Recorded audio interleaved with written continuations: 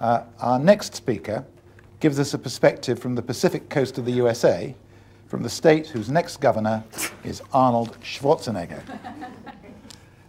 Doug Kellner is a philosopher who holds the George F. Kneller Philosophy of Education Chair at UCLA.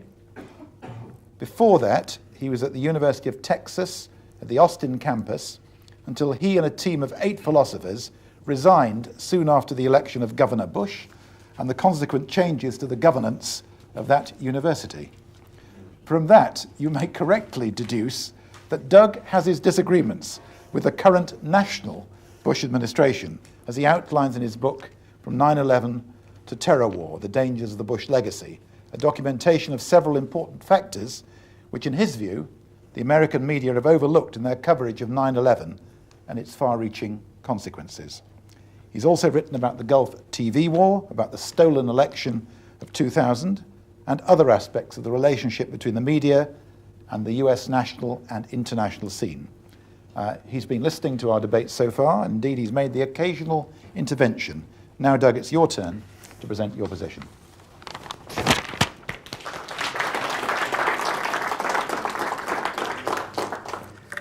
Well, thanks to Roger for the nice introduction, for inviting me to this conference, and indeed for organizing a conference that I learned a tremendous amount about British broadcasting. Today in my remarks, I'll parenthetically off the cuff address some of the issues that were raised in the talks today. And the title of my talk is Deficits of a Weak Public Service Broadcasting Model, the U.S. Case. So in my talk today, I want to discuss current affairs broadcasting in terms of the distinction between public service and corporate broadcasting in the U.S., and do a critique and an appraisal of the U.S. system of current affairs broadcasting, both news and documentary, in the context of the difference between a corporate commercial broadcasting model in the U.S. versus a public service broadcasting system. And we'll discuss basically 3 sets of events that have happened since 2000. The 2000 election, where I'll talk about the bias of the television networks against Al Gore and for Bush. I'll talk about the Afghanistan war and how the Bush administration was basically given a free ride by our corporate broadcasting media after September 11th, and through the Afghanistan war and in the build-up to the Iraq war. I'll argue that there really wasn't a debate in our corporate media about the Iraq intervention, and I'll talk a bit about the way that the U.S.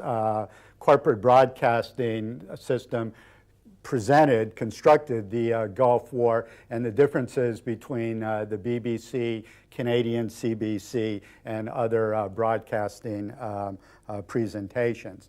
The framework for my talk today comes from a 1983 article where Nicholas Garnham contrasted public service versus the market and proposed 2 ways of organizing television, structured around a public service and a state-centered model opposed to a privatized and corporate model. The latter was being championed by neoliberals who decried state regulation and control of the media and promoted the market and media competition as the route to more programming, diversity, and giving the audience what it wanted. While recognizing the paternalistic origins of the BBC, Garnham defended a public service model on the grounds that it best served the public interest in having an informed citizenry, a democratic public sphere marked by knowledgeable and robust debate, cultural pluralism, and the cultivation of a vital national culture. In the 2 decades since Garnham's article, the market model has generally triumphed on a global level, although debates over public service versus privatized broadcasting continue apace, often passionately, as this conference suggests. The United States has long provided models of a highly commercial and privatized model of broadcasting, and there are currently efforts underway to increase deregulation and strengthen corporate market institutions even more. U.S. Public broadcasting, PBS, has long been under attack and long suffered continual funding cuts, and most would agree that commercial broadcasting networks dominate the television scape in the USA today. So in my presentation this afternoon, I'll delineate some of the costs of the lack of a vigorous public service broadcasting model and having instead almost completely private and corporate institutions, a market model controlling broadcasting.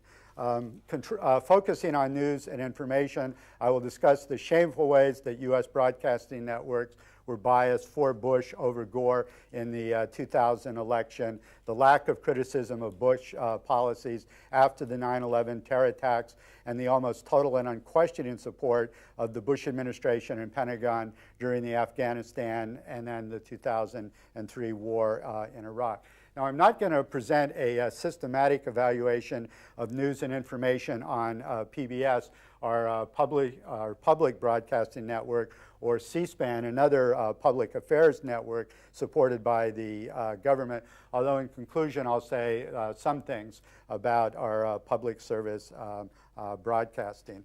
I will, in fact, conclude with appraisal of the model of both corporate and public affairs broadcasting in the U.S. and why it hasn't presented a vigorous alternative to corporate broadcasting.